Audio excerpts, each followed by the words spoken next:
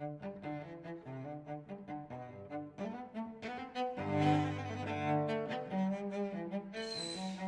monsieur. Hey, bonjour. Vous allez bien? Oui, je vais bien. Je viens visiter le Fort Ingal. Good. Alors, ça serait pas une visite libre, vous guider? Comment qualifierais-tu le trouble du spectre de l'autisme? Ben, je sais pas comment je pourrais dire. C'est sûr que j'ai une mentalité un peu différente que la plupart du monde. Faut dire aussi que je suis à un cas plutôt léger par rapport à d'autres. Fait que, dans mon cas, ça va surtout causer du trouble de l'attention, un léger trouble obsessionnel. À part ça, je fonctionne pratiquement comme n'importe qui, là.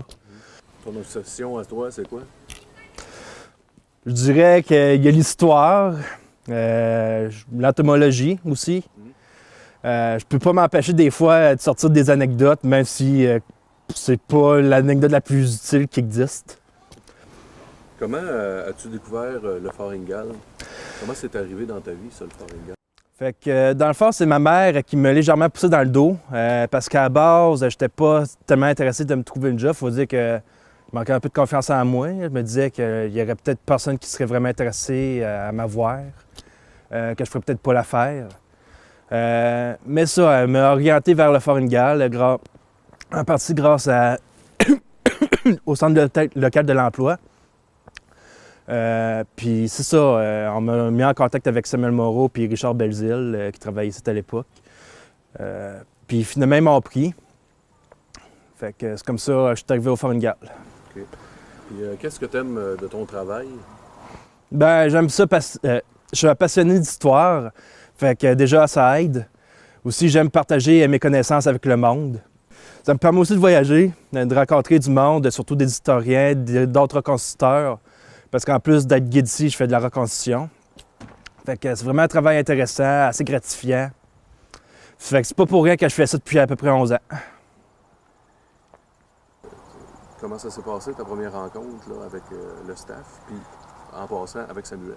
Bien, avec le staff en général et avec Samuel en particulier, ça s'est bien passé parce que, bien que ce soit ma première année en tant que directeur, c'est aussi, je dirais, ma 3e année d'expérience au Fort. Donc, je connaissais déjà Samuel, je savais déjà comment est-ce qu'il fonctionnait, quels étaient ses points forts, ses points un peu plus faibles, etc. Et aussi, ce qui est intéressant, c'est que je l'ai vu évoluer au travers des années. J'ai vu ses grandes avancées. Entre 2013 et 2018, il y a un monde là, pour Samuel, là, vraiment. Là. Un exemple de ça? Un exemple, c'est surtout les questions. Pendant les visites, je me rappelle au début, en 2013, il y avait une question, puis des fois, Samuel, c'était trop pour lui, puis il était incapable, tandis que cette année, quand je l'ai suivi, je me suis amusé à lui poser des questions colle. Des fois, il était capable d'y répondre et il était plus élastique dans la manière dont il répondait, etc. Puis ça, j'en suis très fier. Donc, je voudrais dire à l'association Entre Amis, bon 40e anniversaire.